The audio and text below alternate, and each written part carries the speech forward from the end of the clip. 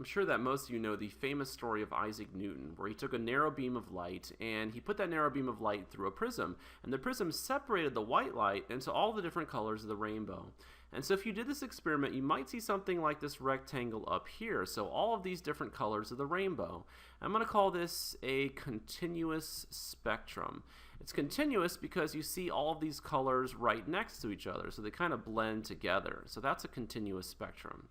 If you did a similar thing with hydrogen, you don't see a continuous spectrum. So if you passed a current through a tube containing hydrogen gas, the electrons in the hydrogen atoms are going to absorb energy and jump up to a higher energy level. When those electrons fall down to a lower energy level, they emit light. And so we talked about this in the last video. This is the concept of emission. If you use something like a prism or a diffraction grating to separate out the light, for hydrogen you don't get a continuous spectrum. You'd see these four lines of color. So since you see lines, we call this a line spectrum. So this is the line spectrum for hydrogen.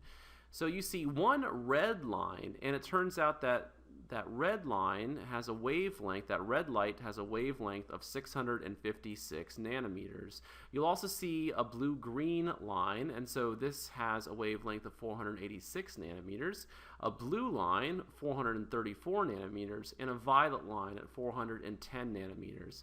And so this emission spectrum is unique to hydrogen, and so this is one way to identify elements, and so this is a pretty important thing. And since line spectrum are unique, this is pretty important to explain where those wavelengths come from. And we can do that by using the equation we derived in the previous video. So I called this equation the Balmer-Rydberg equation. And you can see that 1 over lambda, lambda is the wavelength of light that's emitted, is equal to r, which is the Rydberg constant, times 1 over I squared, where I is talking about the lower energy level, minus 1 over j squared, where j is referring to the higher energy level. For example, let's say we were considering an excited electron that's falling from a higher energy level, n is equal to 3. So let me write this here. So we have an electron that's falling from n is equal to 3 down to a lower energy level, n is equal to 2. Right, so it's going to emit light when it undergoes that transition. So let's look at a visual representation of this, and then let's see if we can calculate the wavelength of light that's emitted. All right, so if an electron is falling from n is equal to 3 to n is equal to 2, let me go ahead and draw an electron here. So an electron's falling from n is equal to 3 energy level down to n is equal to 2, and the difference in those two energy levels, right, the difference in energy is equal to the energy of the photon. And so that's how we calculated the Balmer-Rydberg equation in the previous video. All right, let's go ahead and calculate the wavelength of light that's emitted when the electron falls from the third energy level to the second. So we have 1 over lambda is equal to, the Rydberg constant, as we saw in the previous video, is 1.097 times 10 to the 7th. The units would be 1 over meter. All right, 1 over I squared. So I refers to the lower energy level, right? So the lower energy level is when n is equal to 2. So we plug in 1 over 2 squared. And then from that, we're going to subtract 1 over the higher energy level. That's n is equal to 3, right? So this would be 1 over 3 squared.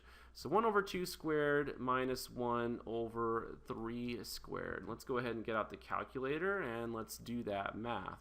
So 1 over 2 squared, that's 1/4. So that's 0.25 minus 1 over 3 squared, so that's 1 over 9. So 1/4 minus 1/9 gives us 0.138 repeating. And if we multiply that number by the Rydberg constant, right, that's 1.097 times 10 to the 7th. We get 1523611. So let me go ahead and write that down. So now we have 1 over lambda is equal to 1523611. So to solve for lambda, all we need to do is take 1 over that number. So 1 over that number gives us 6.56 times 10 to the negative 7. and that would now be in meters. So we have lambda is equal to 6.56 times 10 to the negative 7th meters. So let's convert that into, let's go like this. Let's go 656. That's the same thing as 656 times 10 to the negative 9th meters. And so that's 656 nanometers. 656 nanometers. And that should sound familiar to you. All right, so let's go back up here and see where we've seen 656 nanometers before. 656 nanometers is the wavelength of this red line right here. So that red line represents the light that's emitted when an electron falls from the third energy level down to the second energy level. So let's go back down to here and let's go ahead and show that. So we can say that a photon, right, a photon of red light is given off as the electron falls from the third energy level to the second energy level. So that explains the red line in the line spectrum of hydrogen. So how can we explain these other lines that we see, right? So we have these other lines over here, right? We have this blue-green one, this blue one, and this violet one. So if you do the math, you can use the Balmer-Rydberg equation, right? You can do this, and you can plug in some more numbers, and you can calculate those values. So those are electrons falling from higher energy levels down to the second energy level. So let's go ahead and draw them on our diagram here. So let's say an electron fell from the fourth energy level down to the second, right? So that energy difference, if you do the calculation, that turns out to be the blue-green line in your line spectrum. So I'll represent the light emitted like that. And if an electron fell from the fifth energy level down to the second energy level, that corresponds to the blue line that you see on the line spectrum. And then finally, the violet line must be the transition from the sixth energy level down to the second. So let's go ahead and draw that in.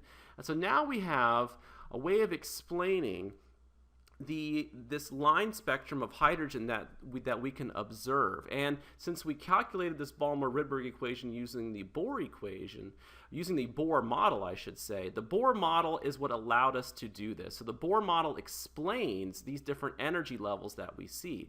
So when you look at the line spectrum of hydrogen, it's kind of like you're seeing energy levels. At least that's how I like to think about it, because it's the only real way you can see the difference of energy. Right, so energy is quantized. We call this the Balmer series. So this is called the Balmer series for hydrogen. But there are different transitions that you could do. For example, let's think about an electron going from the second energy level to the first. All right, so let's get some more room here. And if I drew a line in here, again, not drawn to scale, think about an electron going from the second energy level down to the first. So from n is equal to 2 to n is equal to 1. Let's use our equation, and let's calculate that wavelength next. So this would be 1 over lambda is equal to the Rydberg constant, 1.097 times 10 to the 7th. That's 1 over meters. And then we're going from the second energy level to the first. So this would be 1 over the lower energy level squared. So n is equal to 1 squared minus 1 over 2 squared. All right, so let's get some more room, get out the calculator here. So 1 over 1 squared is just 1 minus 1/4. So that's 0.75. And so if we take 0.75 of the Rydberg constant, let's go ahead and do that. So 1.097 times 10 to the 7th is a Rydberg constant. If we multiply that by 0.75, right, so 3/4, then we should get that number there. So that's 8227500. So let's write that down. 1 over the wavelength is equal to 8227500. So to solve for that wavelength, just take 1 divided by that number, and that gives you 1.21 times 10 to the negative 7, and that'd be in meters. So the wavelength here is equal to 1.215 times 10 to the negative 7th meters. And so if you move this over to right? That's 122 nanometers. So this is 122 nanometers. But this is not a wavelength that we can see. So 122 nanometers, right, that falls into the UV region, the ultraviolet region. So we can't see that. We can see the ones in the visible spectrum only. And so this will represent a line in a different series. And you can use the Balmer-Rydberg equation to calculate all of the other possible transitions for hydrogen, and that's beyond the scope of this video. So here I just wanted to show you that the emission spectrum of hydrogen can be explained using the Balmer-Rydberg equation, which we derived using the Bohr model of the hydrogen atom. So even though the Bohr model of the hydrogen atom is not reality, it does allow us to figure some things out and to realize that energy is quantized.